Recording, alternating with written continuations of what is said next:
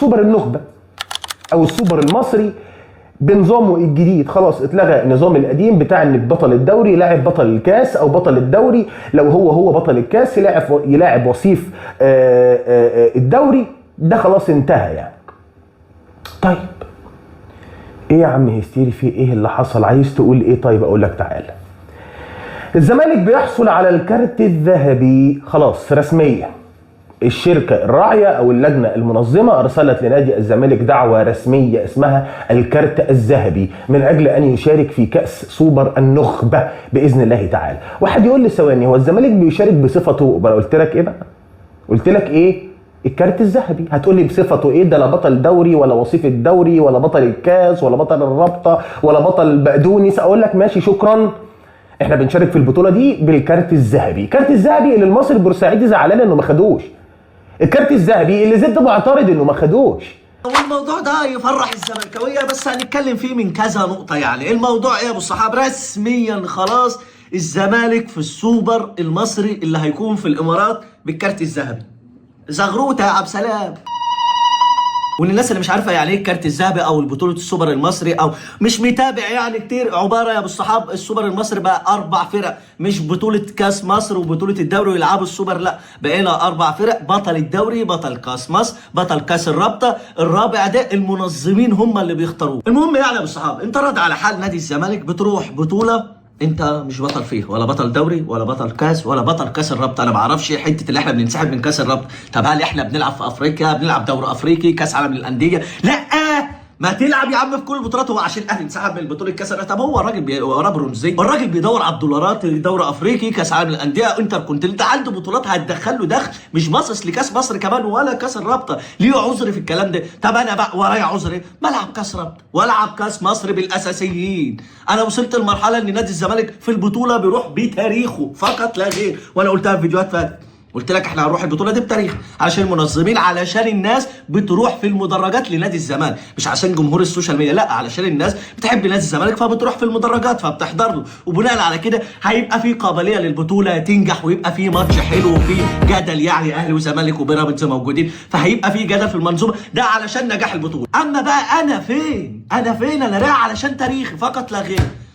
يا ريت نصحى من الغفله ديت ونركز في اي بطوله حتى لو وديه. ما احنا كنا بنلعب زمان البطوله العربيه وكانت بتكسر الدنيا، وبطوله وديه برضك بس كان فيها فرق. فاما اخد اي بطوله اخش فيها، مش اي هبل في اي بتنجان واعتزل والعب بالناشئين. هو اي تقليد. طب هو الراجل بيشوف مصلحته فين؟ الراجل بيدور على مصلحته. عندي هنا بالدولار وهنا بالمصري بطوله مالهاش لازمه، هاجي لعبت لا هروح ادور على الدولار وادخل دخل للنادي بتاعي. اما انا ولا عارف ادخل دولار ولا عارف اكسب اي بطوله تاهلني اللي انا يتقال عليها بطل في اي حاجه. سلم لي على نظريه المؤامره وسلم لي على المظلوميه. اصل كل الكون وكل المجره بتتآمر على نادي الزمالك. نادي الزمالك النهارده اتحاد الكره بيديله البطاقة الذهبية للمشاركة في السوبر المصري، وهو له بطل دوري وله بطل كاس وله بطل كاس رابطة وله وصيف أي حاجة في أي حاجة، والنهاردة بيشارك معانا النهاردة جماعة. يا ريت الفيديو ده يوصل لكل اللي معشش في نافوخه نظرية المؤامرة. لو في نظرية مؤامرة على نادي الزمالك كان ايه اللي هيخلي اتحاد الكرة النهاردة يسمح له ويديله البطاقة الذهبية وهو مش الأحق؟ النهاردة كل اللي بيقول نادي زد هو الأحق، لأنك لما تيجي تبص كده، تعالى يا جماعة واحدة واسمع معايا كده بالعقل.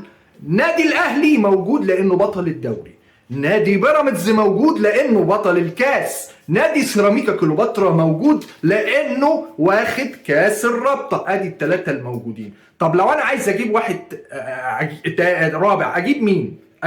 أجيب وصيف الدوري. طب وصيف الدوري هو بيراميدز، هو بطل الكاس. طب اشوف وصيف مين؟ اشوف وصيف ايه؟ وصيف الكاس اللي هو نادي الزد. فكلنا عارفين ان الاحق هو نادي الزد. طب نادي الزمالك موجود ليه؟ لانه نادي جماهيري كبير، لانه نادي بطولات، لانه نادي وجوده في اي بطولة زيه زي النادي الاهلي الكبير، اكبر اندية موجودة في الوطن العربي وفي افريقيا. شيء ما فيش كلام، شيء معروف ما فيهوش مناقشة. فالنهارده نادي الزمالك موجود لان الناس مقدراه. فين نظريه المؤامره يا عزيزي؟ فين الناس اللي بتظلمك؟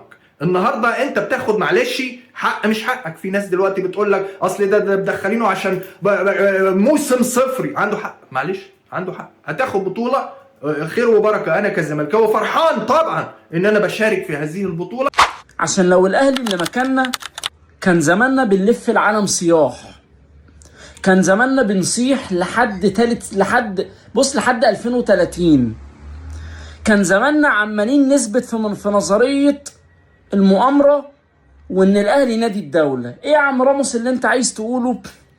انا عايز اسال سؤال واحد بس، اشمعنى الزمالك هو اللي خد الكارت الذهبي للمشاركه في السوبر المصري؟ احنا دايما بنسمع عن جمله مطبوخه للاهلي، متفصله على قد الاهلي نادي الدوله. ده الاهلي خد افريقيا وهو كان ثالث الدوري وشارك في افريقيا رغم انه ثالث الدوري. المفروض اللي كان يشارك بيراميدز عشان كان ثاني الدوري. وبننسى ان في بدايه الموسم في لائحه اتحطت ان اللي هيتاخد في المشاركات الافريقيه بناء على نتائجه في الدور الاول، بس احنا بننسى. ونتائج الدور الاول كانت بتقول ان الزمالك اول، الاهلي تاني، بيراميدز تالت. فعشان كده الاهلي شارك في افريقيا. فمشينا احنا على النهج ده. دي متفصله على الاهلي، دي على مقاس الاهلي، ده الاهلي نادي الدوله، رغم ان الاهلي عمره ما شارك في اي بطوله مجامله، او عمره ما شارك في اي بطوله مشاركه شرفيه او مشاركه الهدف منها ان الاهلي له شعبيه جامده. بالعكس، كل بطوله بيشارك فيها الاهلي بيشارك فيها عن جداره واستحقاق بدون اي مجامله. طيب عايز توصل لايه يا عم راموس؟ عايزك تجاوب عليا سواء اهلاوي او زملكاوي، عشان انت لو زملكاوي مش هتجاوب. فخليني اسال الاهلاويه اللي بيتقال لهم انتوا نادي الدوله. ممكن حد يقول لي اشمعنى الزمالك هو اللي خد الكارت الذهبي؟ بره عني بقى شعبيه، بره عني بقى ان الشركات الراعيه عايزه ماتش قمه، عايزه شعبيه، عايزه مشاهدات، عايزه رعايه، بره عني. يا جماعه، الشركه المنظمه لكأس السوبر المصري اعلنت امبارح ان الزمالك هيشارك وهو الفريق الرابع بصفته صاحب الكارت الذهبي. اهلا وسهلا، ما عندناش اي مشكله، لا زملكاويه ولا اهلاويه. ولكن في حاجه، في مصيبه. شغل عقلك يا ابني، افهم ابعاد الموضوع اللي انت ماشي فيه، افهم ايه اللي بيحصل. ما تبقاش كده تفرح وخلاص ودبشه وخلاص وايه هنشارك وان شاء الله ناخدها. الموضوع مش كده، الموضوع فيه مخطط، في الموضوع فيه لعب. انا سمعت ان الاهلي في سكه الزمالك والزمالك في سكه الاهلي. واحده يجي اهلاوي يقول له اصلها متطبخه النادي بيراميدز. اقول لك لا، انت تفكيرك محدود، معلش انا اسف. ليه؟ ما ممكن سيراميكا تطلع نادي بيراميدز وطلعته الموسم اللي فات، ما ممكن الزمالك يوصل نهائي ويكسب بيراميدز، ما ممكن الاهلي يوصل نهائي ويكسب بيراميدز. مش قصه، ما نعرفش مين اللي هيوصل ومين اللي مش هيوصل. ولكن انا عندي هنا مصيبه. شغل ده من امتى قطبي الكوره بيقعوا في سكه واحده في البطولات دي؟